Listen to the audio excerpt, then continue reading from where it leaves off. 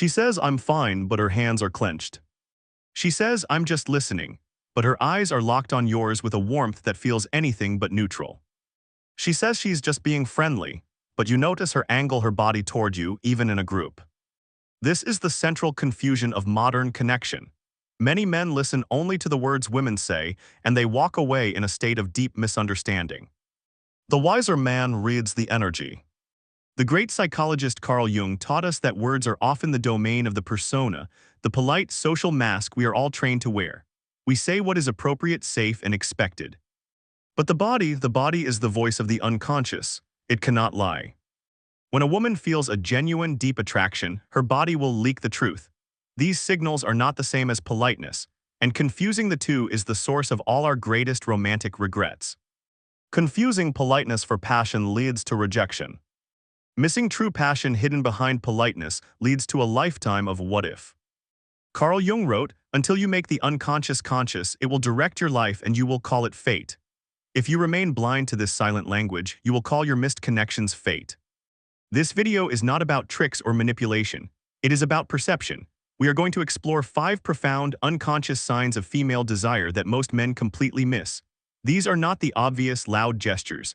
These are the symbolic whispers from the soul.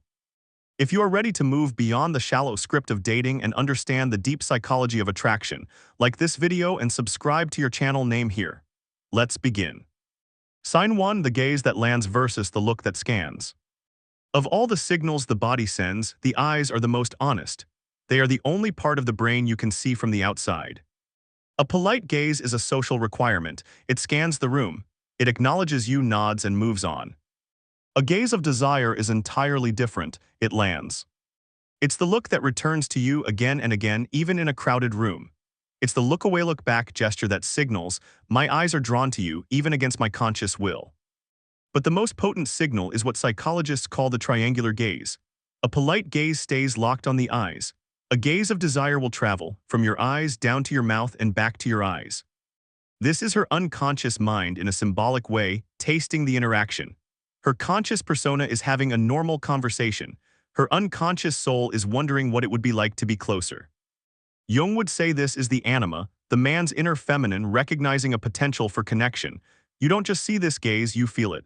It's a warmth, a softness, a depth that feels different from a casual glance. The danger, as Jung warned, is projection. A man starved for connection may see this desire in every friendly look. The key is context and repetition. A polite glance is a moment. An unconscious gaze is a pattern. Sign 2: the unconscious invitation, vulnerability. When a woman is closed off, her body language is a fortress. Her arms are crossed, her shoulders are hunched, her body is angled away. But when attraction is present, her body will unconsciously open. It sends signals of vulnerability and trust, ancient mammalian cues that say, I am safe with you. The most powerful of these is exposing the neck. She'll tilt her head while you're speaking or laugh and toss her hair back. This gesture, which exposes the carotid artery, is a profound, primitive signal of submission and trust. Her unconscious is saying, I am dropping my defenses for you. You will also see preening gestures. She'll suddenly fix her hair, smooth her skirt, or adjust a necklace. Her conscious mind thinks, I'm just fixing my hair. Her unconscious mind is saying, I am presenting my best self to you. I want you to see me. These are not performative, loud gestures. They are subtle, fleeting moments where her guard drops. Jung saw the neck as the fragile bridge between the rational mind and the emotional heart. When she exposes it, she is symbolically inviting you to cross that bridge. Sign 3: the gravity of proximity.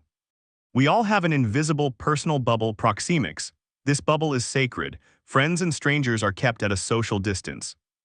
When a woman feels genuine attraction, a strange gravity emerges. She will find reasons to enter your personal bubble even for a second.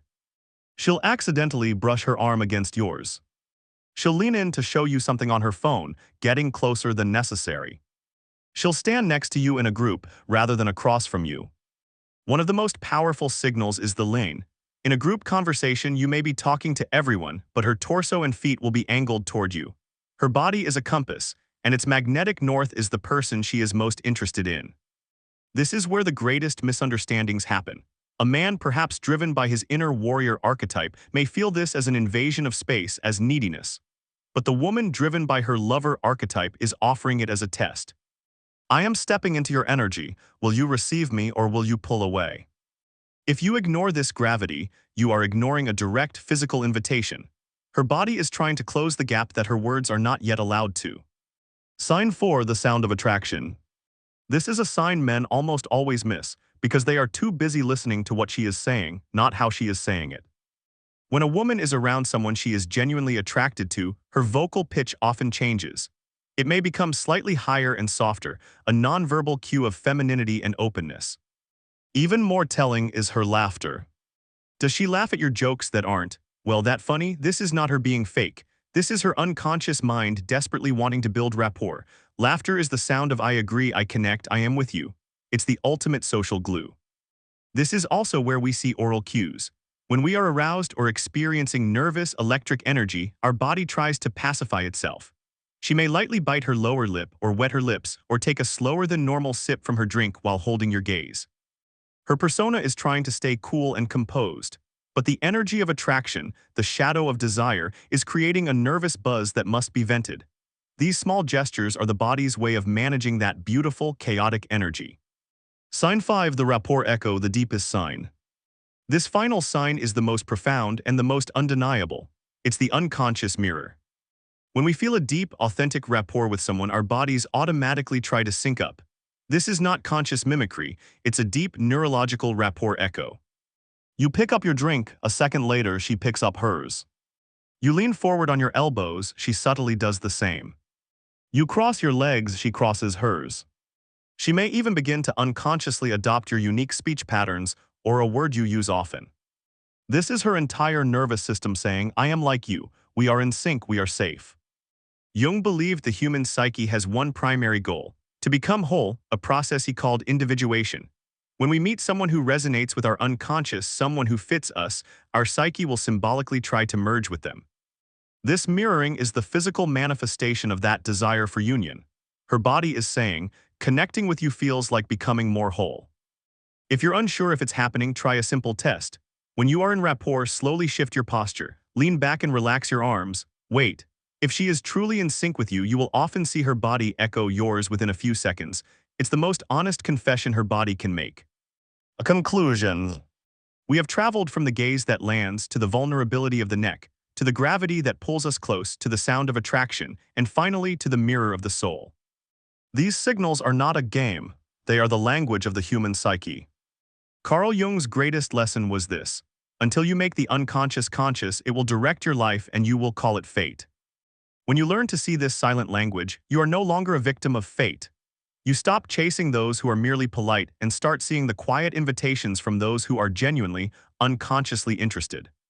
This isn't about winning her, it's about seeing her. And in the process of truly seeing another, you will be forced to confront your own desires, your own fears, and your own soul.